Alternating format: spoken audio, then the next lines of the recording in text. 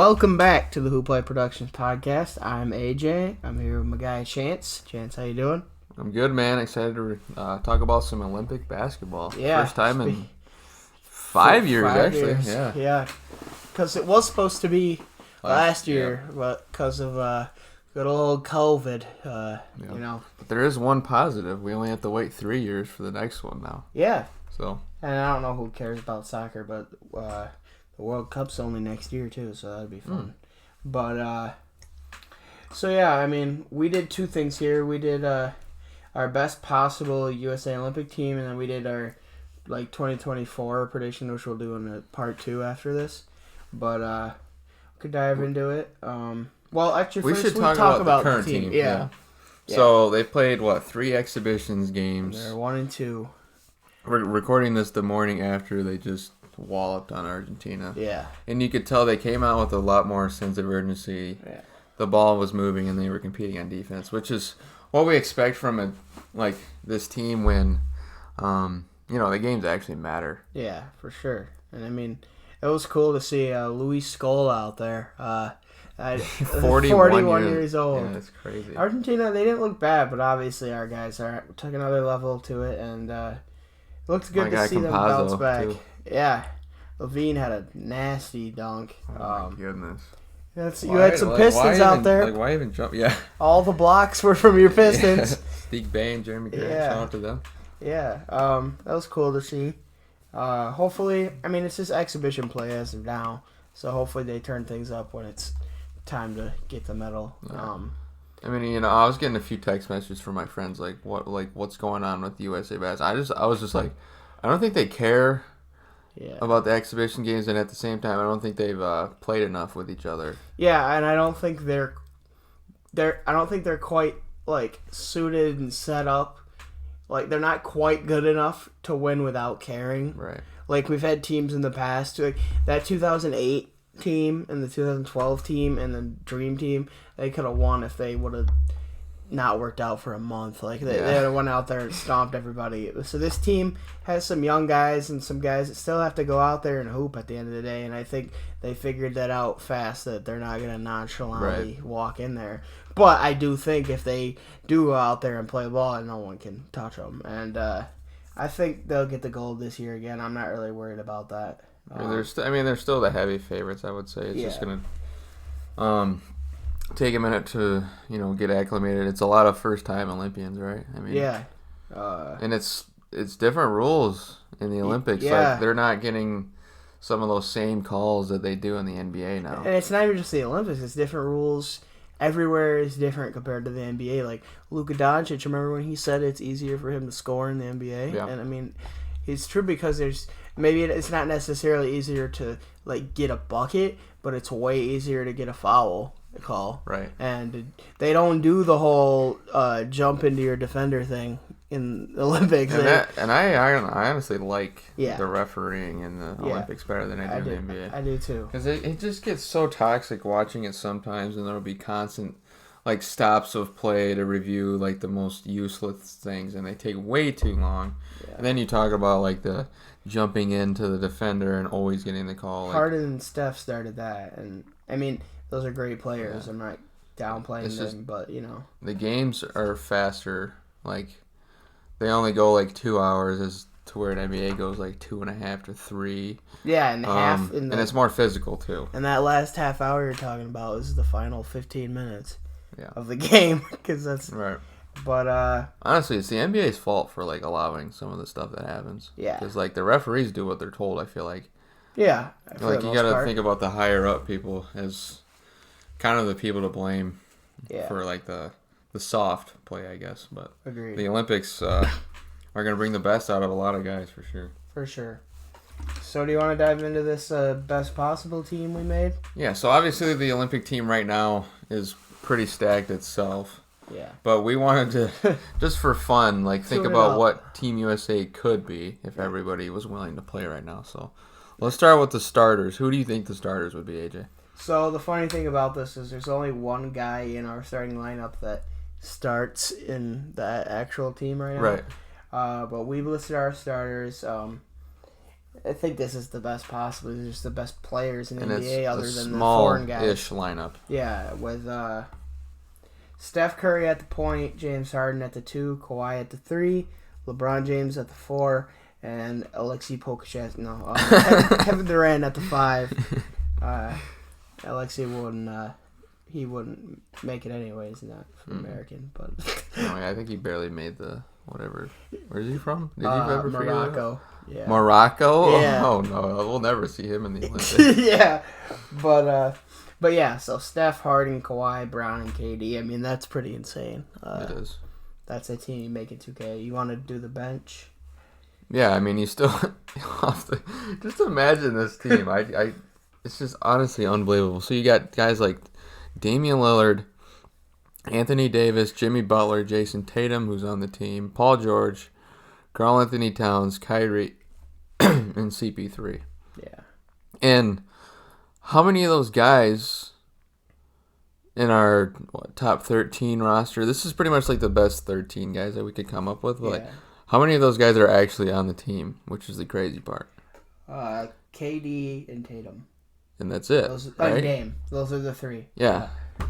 So really, like 3 out of the top 13 available guys are on the team. And then we have our honorable mentions are Booker, and then Beal, who's on the team, Russ, Bam, who's on the team, Mitchell, Trey, Zion, and Middleton.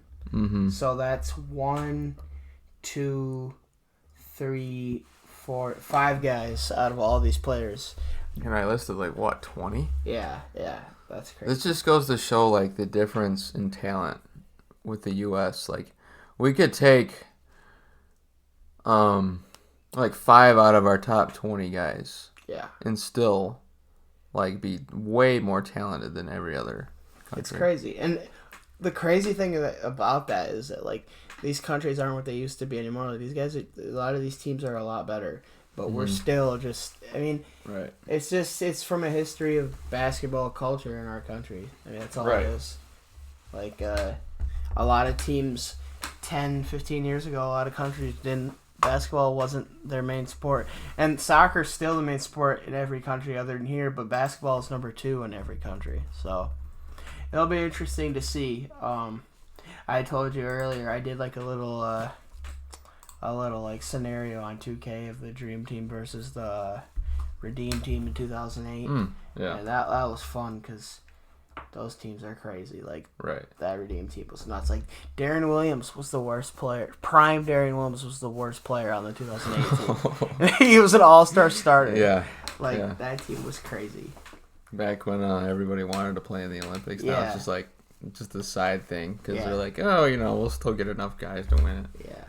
But I will say other countries are catching up in terms of talent. For sure. You look at the top 15 players in the NBA, I'd say a third of them at least are Jokic, Giannis, Luka, Embiid, Theo Maledon. AJ's bias is coming out. I know there's a lot more. He's not a top 10 player, but Siakam is, it's another guy. There's a whole. So bunch. The other countries are stepping up, but it's still not really close. Still but it's nice to see the development in other countries start to take shapes because it's kind of nice to have these foreign players coming to the NBA like a Luka Doncic. Well, I was about to say, over. You know what my dream scenario is for the gold, the championship, USA versus Luka and Slovenia. Luka just plays all 48 minutes and just takes on these stars. Could you imagine the case he'd have as the best player in the world if he went up against all these great players and just gave it to all of them? That'd be crazy. Luka, what Luka's doing is honestly, even though it's talked about a lot, I still think it's underrated because that Slovenia team has nobody outside of him. I know. And for them to qualify for the Olympics when Canada didn't even do that. Yeah. Canada had a lot of guys that missed out though, Jamal Murray, Shea, Dort, literally I think a lot of the Wiggins. problem is the extended NBA season. Yeah. And it being so close to the Olympics, even the 3 guys in the finals right now that are, they're gonna go right from the finals to the Olympics, and I mean, when you get done with a playoff series, I mean, you got to be exhausted. So it's the same. A lot of it goes back. I texted you after Kawhi got hurt. and Giannis got hurt. Yeah, it was after Giannis got hurt. I was like, these guys need an extended offseason. Like, they've been under a lot of pressure ever since the bubble, and it hasn't really. They've been nonstop doing something. Yeah, it's crazy. Yeah, so kind of So I think the U.S. men have 2 more exhibition games. One on the 16th of July and the 18th. They play Australia again. It's Australia again. I think they get redemption and beat them by, I would say, quite a bit. Yeah. Nigeria again. Nigeria. No, that's the women. Yeah, that's women. And the men play Spain, which is, Spain's usually got a pretty good team, but like, I feel like a lot of their guys are past their prime now. Yeah, I'm trying to think of who they even. The Gasol brothers. Yeah, they probably not. I know Pau isn't. Well, I shouldn't say that because Luis Scola is playing. So. Yeah, exactly. Luis Scola is 41. He still had a little face-up game though, which is crazy. He shot 2 threes too. Mm-hmm. It's crazy. I'm trying to find Spain's roster. Let's see if I can find it. I mean, we can talk about other stuff while I try to find this, but current roster. So current roster. Oh, okay. Pau. Wow. Sergio Rodriguez, I know him. Rudy Fernandez. Rubio, yeah, solid. Willie Hernan Gomez. So this Alex Abrinas. Shout out Abrinas, former Thunder All-Star. Juancho Hernan Gomez. This is a decent team. I mean, there's some pros. It's still not even close to the U.S. I mean, yeah, of course. But the thing they have is chemistry. Like, I think a lot of these guys grew up with each other. Yeah, Rudy Fernandez is like the greatest, like like in Spain, like he's like the GOAT. Like, if I'm correct me if I'm wrong, right. But I know Rudy over in Spain is like crazy. So like Marcus Sol is 36. Is Pau on there too? Yeah. Pau is 40. We need a Pau Luis Scola matchup right now. Rudy Fernandez is 36 and Sergio Rodriguez is 35. So a lot of their guys are like past their prime, I would say. Outside of like Rubio. This Garuba kid is a prospect in the 2021 draft. Yeah, I know him. Yep. So he's probably raw, but like lots of potential for sure. What is he? 6'8" and only 19. Yeah, okay. I like that. Anyways, USA.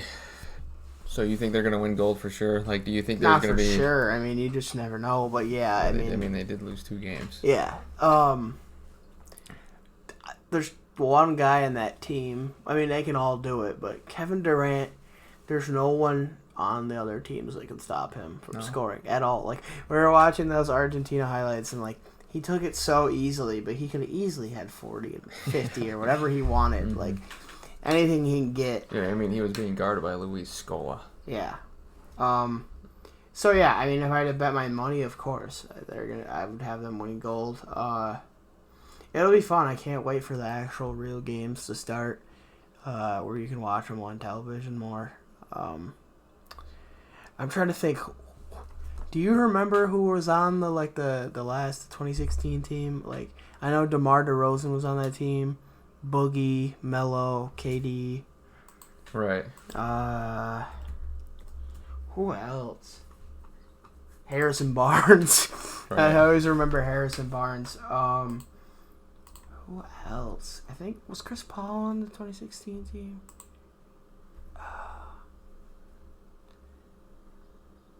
I'm trying to find the roster. I'll look too.